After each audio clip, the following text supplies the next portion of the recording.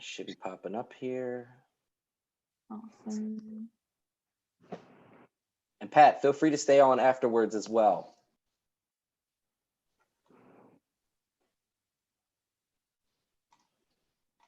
All right, I think we're here. Hi, everybody. We are back. My name is Justin Brown. I'm here with my co-host, Leah Paulson.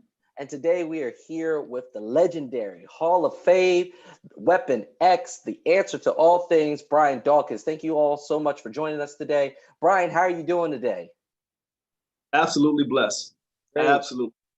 Absolutely. Now, obviously, B-Dawkins doesn't need any introduction, but we're going to give him on anyway. Brian Dawkins is a former American football safety who played 16 seasons in the NFL, primarily with the Philadelphia Eagles. Go Birds. He also played college football at Clemson and was drafted by the Eagles in the second round in the 1996 NFL Draft. He's going to talk to you about a few things today, his foundation, about some meditation, cool reggae music he's listening to. He's here for y'all, Brian Dawkins. How's everything going? Like I said, I'm absolutely blessed, and blessed to be on and sharing with you good people some of the things that is going on in my life and some of the things that I am actually doing during this time to help me grow through, not just go through what we're going through right now. Absolutely, absolutely. So how are you doing during this? Do you have any funny quarantine stories? What have you been up to? No, not really funny quarantine stories. I've been very intentional with my time, a lot of it. Okay. All of it, obviously I'm just like everybody else and dive in and watch some movies or the like. But I've been very intentional about sectioning off specific times to do specific things. And you mentioned one of them, is to meditate. And, Very nice. I'm pretty good with it, meditating and quieting my mind, allowing my thoughts to just dissipate so that I can really listen to the next direction that I can actually go during this time. With this time that we have been given, obviously it's a whole bunch of time that we've been given that we can choose to do different things with it. And what I've once again have decided to do is to listen more than just talk, or listen to what's on TV or what's on the news. I've been meditating, and during that time, I've also been using I've been blessed to have the ability to write creatively, excuse me. So I've been putting a lot of that on social media, okay, and letting you see how the words flow through me, and I'm giving you, the viewers, how once again the words that I receive in my meditations flow through me. And I hope it's been blessing those who have been able to check it out. If you have not checked it out, please go especially on my Instagram, to check out and just go and do Doc Talk. You hashtag Doc Talk, his videos, and also some of the things that I've been doing recently as far as the writing. Yeah, I think I saw you today. You were on there with Gunn today. Yes. And so I was paying attention. Yes. So that was in preparation for the live talks that we will have tomorrow.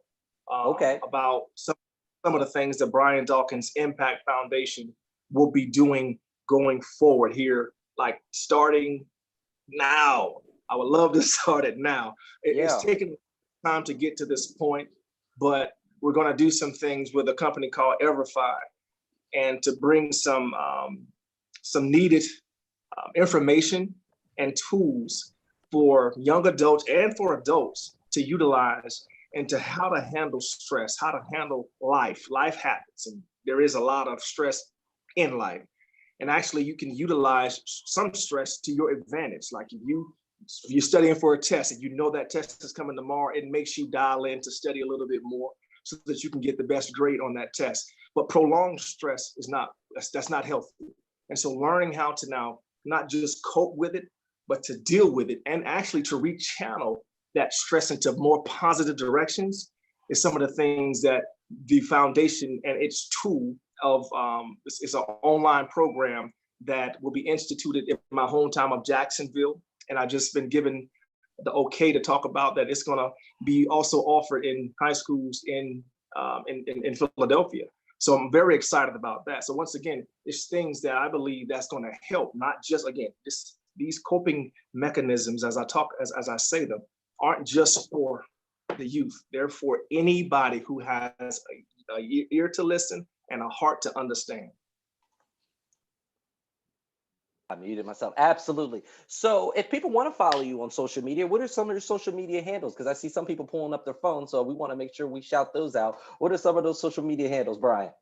Oh man, I just, I BBTB all day long. Blessed by the best. You see me got my shirt on here. Blessed by the best. Hey. Now that's awesome it's awesome that you said that, because I don't know if you remember, but you and I have met before.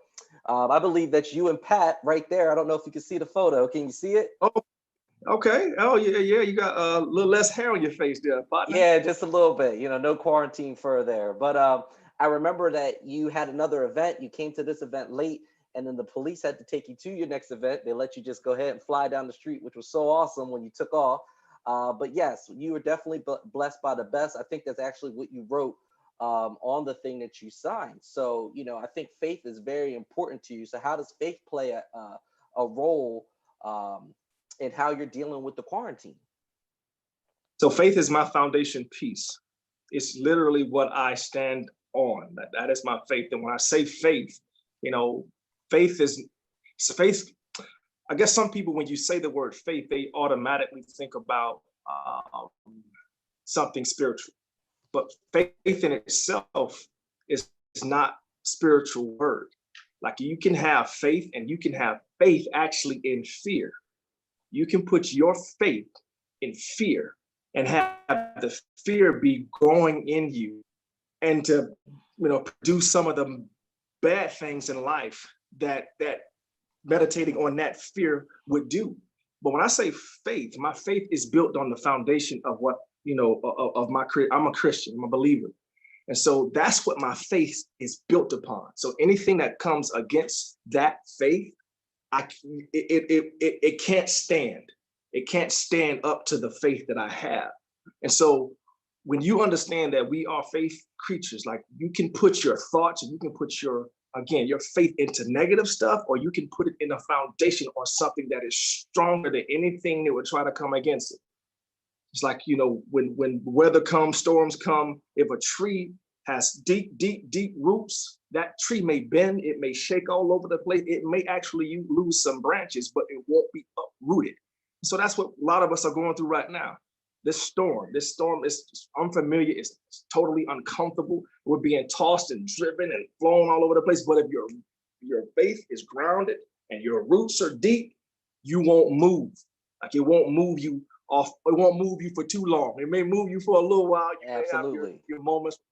You dive into your ice cream, or you dive into your movies and splurge a little bit, but you won't stay there for long. You won't stay down for long. Absolutely. So you're listening to some good Marley right now? Yeah, man. I love reggae music. Love reggae music. The vibe of it. There's a specific vibe. And I read somewhere, I could be completely wrong, but I read somewhere that some of it is almost like a heartbeat rhythm to it. So the flow of it, like, it really brings you down. Me anyway. I'm gonna speak for myself. It really brings me down. My thoughts. It allows me to slow down. And so that's the other thing that I'm doing on my social media, IG, on my stories, is I've been putting music up, and I've been having the music tell you messages, because there's some positive and uplifting messages in music. Now, we listen to the beats. The beats need to be dope. They need to be all the things that we want them to be. But there are messages that you can grasp from music. And what music also allows you to do is it allows you to come down. It really does allow you to come down. And when you can come down off of emotion, you can think a lot clearer. And so that's what reggae music does for me. It's done that for me for a long time. And so I'm giving you, as individuals that check out my account, I'm giving you some of the things that bless me. So the things that I give you are things that I am doing or have done. Yeah. So even some of the suggestions, even some of the challenges, those are not challenges that I just read somewhere. No, these are things that I, again, am doing or have done. Yes, absolutely. We're going to let some of these students go ahead and call you. Leah's going to go ahead and call on some of these students. But before we do, have you ever been to Westchester University? I believe I have. I have spoken there. You have, yeah. Pat, if Pat is on here, he verify that. I believe I have spoken at Westchester. It was many, many years ago, but it was amazing. It was a main hall. The communications department brought you in. Absolutely. But I think some of these students who are on the call right now would love to have you come back. Anybody like to see B Dawkins on campus? Oh, we got a lot of hands. Go ahead, Leah. Perhaps. Heck yeah. We got lots of jerseys, lots of Eagles repping right now. I'm loving it. So our first question is from Jack Marinello. So go ahead and unmute yourself and ask your question. Hi, Brian. My name's Jack. It's an absolute privilege talking to you today.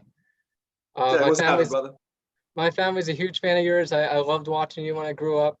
I think everybody in my family has had your jersey at some point. So you being here today means everything to me. So my question is, I was looking back at a lot of your interviews from your Hall of Fame weekend, and you would always say like you never looked at yourself as like quote unquote a legend, but you strive to be like the best teammate, the best player, and best family man. So even on the biggest stage, you were like extremely humble. But if you did reflect on your time in Philadelphia with your memories with your teammates, the 5 NFC championship games, other memorable games, giving the pregame speeches, plays, coaches, and of course the fans, is there anything that really stands out to you the most that says like, that has you saying like, wow, like that was my life for 12 years? Oh, one particular moment? No, the thing that stands out to me about my relationship with the fans there is when I first heard about a family who had a grandparent pass, and their last request was to be buried in my jersey. And I've heard that many, many, many times after that, and that's very humbling to me, you know, to have someone want to be buried in my jersey. And so I guess if that's something that that has nothing to do with playing, it has nothing to do with teammates, it really has to do with the connection that I've been blessed to form with a fan base. And so that means a whole lot. And so, you know, I've carried myself in such a way as to bless my family. Absolutely. I want, first of all, to be role models to my kids, but also to make sure that I'm doing, you know, the right things for those individuals like that respect me so much and, you know, would want, again, that their last wishes while they're still here will be to be buried in my jersey. Thank you so much. So we'll have to Amanda Hines. Go ahead and ask your question next. Hi, I'm Sarah. This is Amanda. She goes to Westchester, but I go to Clemson, and I've been an Eagles fan my whole life. I have your Clemson jersey and your Eagles jersey.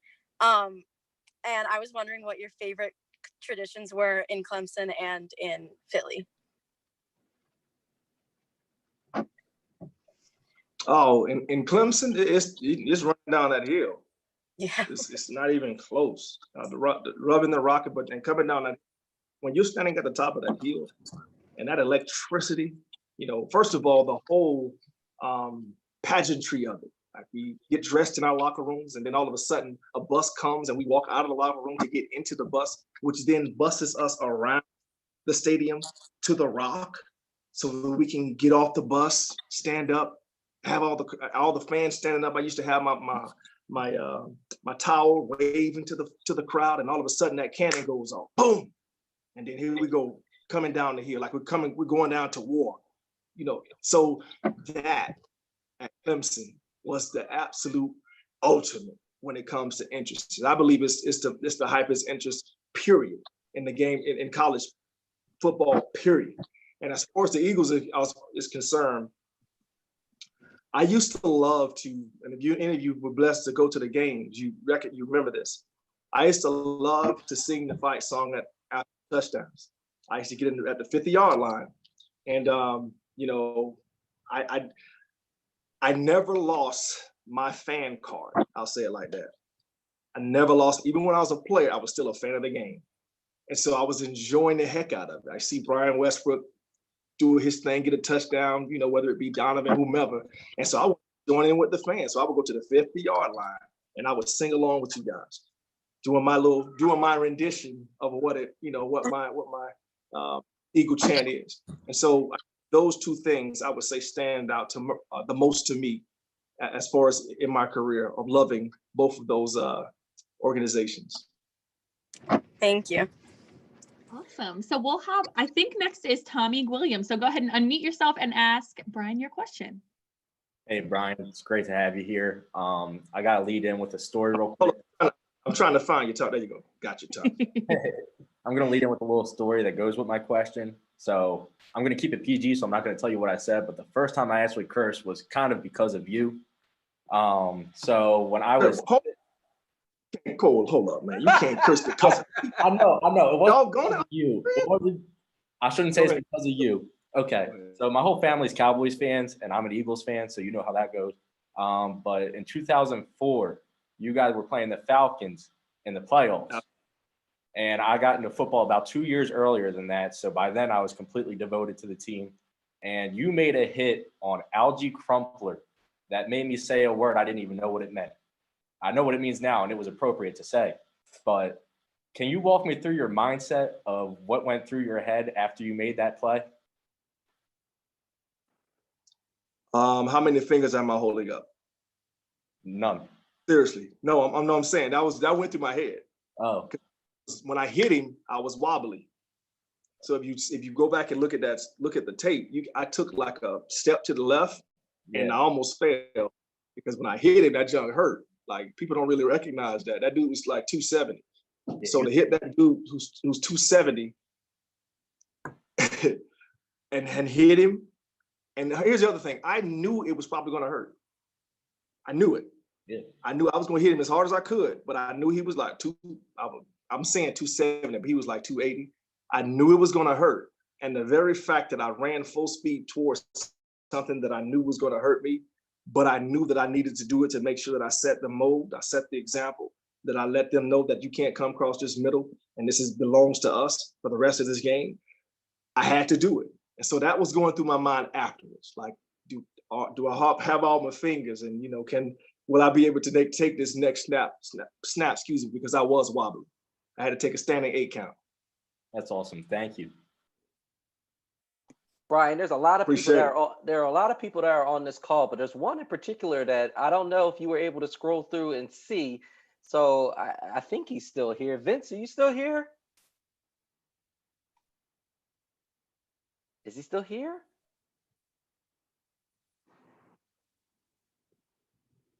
I don't see him. I don't see. Nope. Oh, Vince Papale, he was on here for maybe about 10, 15 minutes. He was like, give Brian some time that I'll jump in and say hi. So he must have hopped off. So, but he's here. There. He's here. Yeah. He's here. He's on the third screen. Yeah, he's on there. He just he's muted. He's here. Oh, I don't see him. He's on my first screen, just here. Oh. No, we're talking about him. I can see it. He's not what we're talking about. Okay, it's all right. He'll jump on soon. Go ahead with the next question, Leah. All right. All right. We have tons of questions, so we're going to try to get to as many as we can. Jared Small, I think, is next. So go ahead. Hey, how's it going, Mr. Dawkins? I really appreciate you taking a couple minutes here. You're my favorite player. You're my favorite player of all time. I grew up watching you at Lehigh through the years, and then now I'm a season ticket holder. I go out to Canton every year, the hat, all that stuff. And luckily, I was able to be out there in 2018. I got to meet you here. I don't know how good you can see it, but that was 2018. I can see it. Yeah, one of the best weekends of my life. So my question for you is, what was your favorite experience during that weekend? Oh, wow. So many. I guess it was me recognizing and realizing that because of the way that I carried myself, the way that I played the game, yes, but especially carried myself, that all of you had a chance to go out to Canton and enjoy your time. That was so special. Like I said, I mean, wow.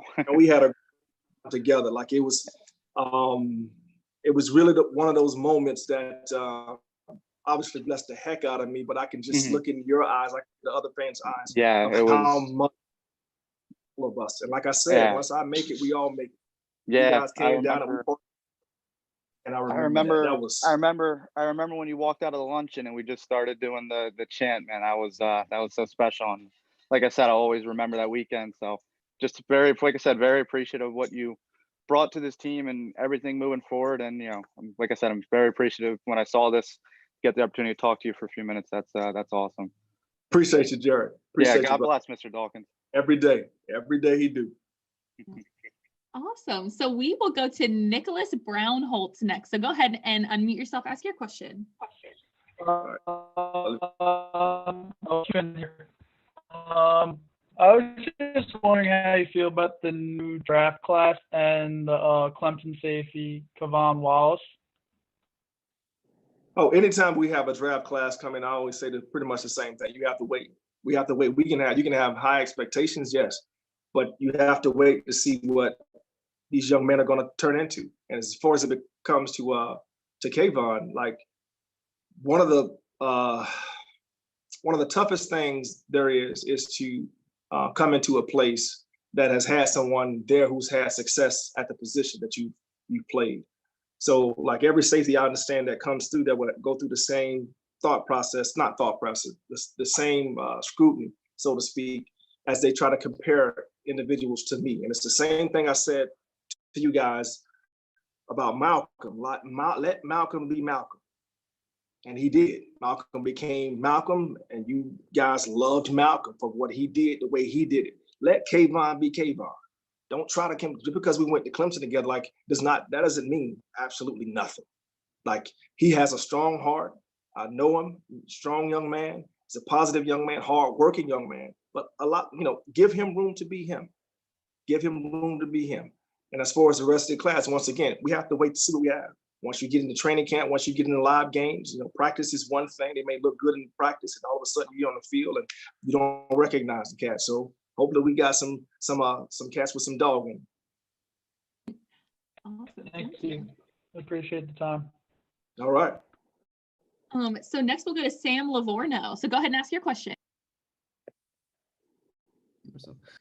Brian Dawkins, like everyone else said, honor talking to you. My family, I grew up, started watching you around that time, like 2000, where you were with the Birds. That's like the time I started getting into football. So like huge inspiration. So my question is, like, no matter, like, there's no question asked that whenever you would walk on the field, there's just something that happens in the air, like in the total intent, like there's just this weird intensity that just goes over everyone. And my question is, what's like the motivation that you had behind like the whole Weapon X and your whole your personality on the field? What's motivate? Listen, that's me. I wasn't being anything that I was not. That was my version of a safety, period. So the intensity that you saw, that's me. I wasn't pretending to be anything else. And you can call it, we had fun with it and call it the Wolverine and all that stuff, but that's me. I was that in high school. I was that in college. I just couldn't show everything that I could in college on the pro level because I would get flags all the time if I did it then. But like, that's in me. And so that came from my upbringing in Jacksonville, Florida.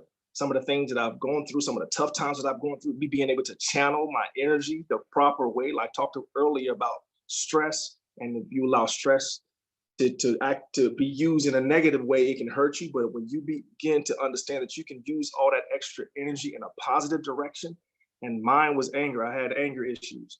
So now I've that anger, and now I'm using it, opening it up when I want to open it up. Once I touch that doggone field, and now it's gone. It's on. Like the intensity of it, the realness of it. Like again, that was 100% me. I wasn't pretending to be nobody. I wasn't acting like anybody else. I was 100% Brian Dawkins, and good or bad.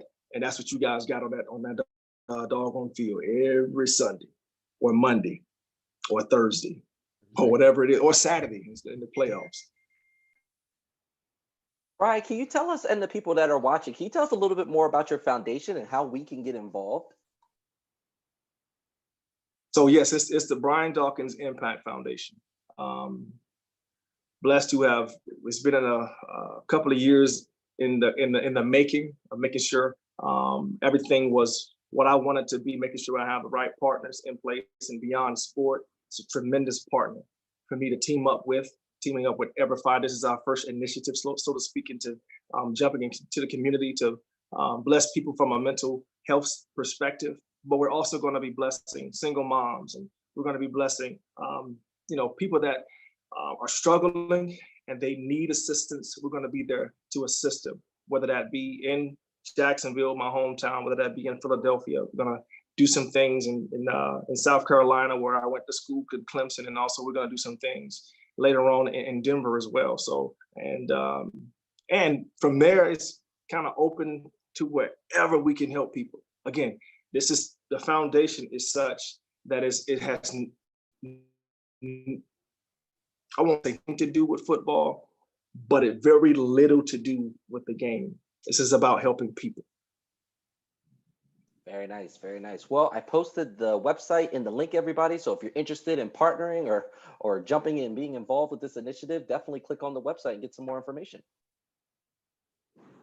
And I think we're going to have time for a few more questions. So I'll hop into a couple more just so we can make sure we're respectful of your time, Brian. Right. So I see the most recent one. So his name on here is Hitman, but I think that's you, Jordan. Like I saw your video. So Jordan, go ahead and ask your question. First, I want to say that I'm blessed to just be sitting here talking to you right now. And I'm happy that I'm trying to find you here. That you taking your time out of your day to talk to us. And I just wanted to ask you, what was like your hardest obstacle like in life that you had to get over to like be able to lead on the field, if you get what I'm trying to say? Like the hardest obstacle you had in your life that you had to be able to cope with and be able to still manage and able to play on the field. So here's the thing, and this is for all of us, but young cats. There will be things, dark times that you're going to have to go through. So I can't say this is one thing, because I had things when I was younger, to deal with, and then I had things when I was first got in the league to deal with, had things to deal with later on. So there's been increments. There's been different times I've had to go through things. But here's what I understand because of my belief. I know that the trials that I have gone through, it built the character that I am. So the perseverance as I've come through those things has blessed me to be the man that I am. So if you ask me what I would, go through the things that I've gone through to get to where I am, yes, I would. I would do it all over again, because I am me. Where I am standing at you, talking to you right now at 46, I am 100% me because of the things that I've gone through. So some of those tough times, I'm not being, not feeling like I was, not feeling like I was wanted growing up as far as sport is concerned, that I was looked over at different times. Yeah, that drove me. That gave me a specific passion to push through, not work anybody around me. The people thought that I was too small to do specific stuff. Yeah, that pushed me, that drove me. As I got older, once again, I went through depression. So that's something that I had to learn how to fight that. So once you give me something or you diagnose something in me, that's not a diagnosis. That's what I'm going to attack. That's how I look at it. So now I know what it is that I have. No, yeah, this is how I'm going to attack it. So what do I need to learn? How do I need to educate myself to attack the thing that they say that I might have? And that's how I approach everything. It's a growing thing. Everything that I go through, everything you go through, grow through it. Don't just go through it, grow through it. And when you grow through it, you will see better versions of yourself incrementally. At every trial that you face, once you grow through it, you'll see yourself being better in areas, more patient in areas, able to handle things that you couldn't handle before. Maybe you doubt when you heard a specific news, but now you hear the news after you've gone through some things. You don't flip out anymore. You know how to handle stuff because it's no longer a problem because you have some answers. So that's how I look at all these things. So you're going through some tough stuff, really, seriously, make sure that you equip yourself with the right tools to handle. First of all, research, pray about it so that you can grasp the tools for yourself, so that you can be empowered, so that you can grow through. And then here's the great thing about it. You can also reach back and tell other people what you've learned, and you can help them out and bless others. Guess what? That's what I'm doing right now. Appreciate it. Absolutely. Awesome. So we can take, I think, 2 more questions. So I wish we could get to every single person, but unfortunately we would be here all night, and we definitely want to be respectful of Brian's time. So we're going to go to Chris Stansel and then Monet Raps for our last 2 questions. So Chris, go ahead and ask your question. First off, thank you so much just for being on this call, taking the time out, to speak to us. Of course, this weekend, a lot of students were looking forward to, commencement, to celebrate this big, great feat of graduating after so many years of, grinding through their educational experience. If you were to speak at some form of commencement, what words of encouragement would you provide to students?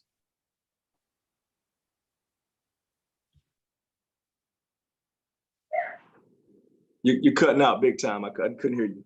I said, if you were to speak at a commencement of some sort, what words of encouragement would you provide to students? Man, wow. I'm blessed to be 46 right now. And I just kind of mentioned about some of the things that I've had to come through to be where I am. So like the things that you are dealing with right now, first of all, this thing that we're happening right now, it won't last forever. It won't. It's painful in the process, but it won't last. But the thing about when you go through some of the things that you go through, they're supposed to teach you things. They're supposed to teach you things. So the question that I would ask is like, what is this time right now teaching you about you? Like you have time to really meditate and think about like, what is this time telling you about yourself? Are there areas or the things that you are actually interested in that you can be getting better at right now during this time? Like, don't look at this as a complete negative thing. Yes, y'all would love for you guys to be out, having a great time, celebrating the heck out of this achievement. But recognize like during this time, everybody has the same opportunities to either choose to do absolutely nothing with this time or to grow during this time. So while you're sitting and you're in these times and you're in these moments, and it seems like this is what's the old cartoon, the movie from the 80s, it seems like the never ending story. Like there's things that you can get better at right where you are so that you'll be better and you're ready to roll when this thing is over with. So when they begin to say, hey, open, everything is open to go, are you going to be better because of this time, or are you going to be average? Thank you so much. Absolutely. Awesome. So we are going to take our last question. So Monet, go ahead and ask away.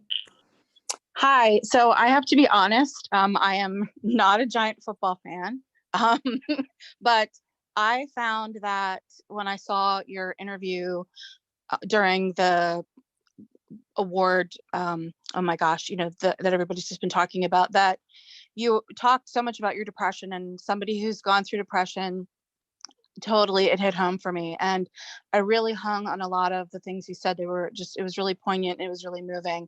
But can you talk a little bit more about your meditation practice, and kind of, is there a specific style or school of thought that you prefer? I know there's quite a few, but really what works for you, and can you share how it's really impacted your life positively?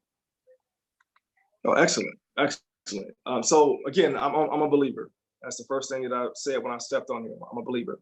And so the things that I meditate on a lot of times are the words, the scriptures that I know, that I memorized, that I have hidden in my heart, as the word talks about, so that I might not sin. So I meditate on those things, and also meditate on positive things. Maybe it's not just the word of God, it's positive things, the people that I have in my life, my beautiful wife, my beautiful children. I meditate on, the breeze and how the breeze makes the trees dance. I meditate on, waking up in the morning and you see the sun peek his head above the clouds. And I meditate on those things so that I can listen, so I can be in a position to breathe and listen. I also been practicing breathing, specific techniques and specific breathing exercises to go through to allow yourself to quiet your mind, to quiet your thoughts, or to bring some thoughts up under control, up under control, and flush negativity out of your system. So yes, meditation is huge. I do it every day. I wake up in the morning, I pray, read, meditate every morning. That's one of the things that I do every morning.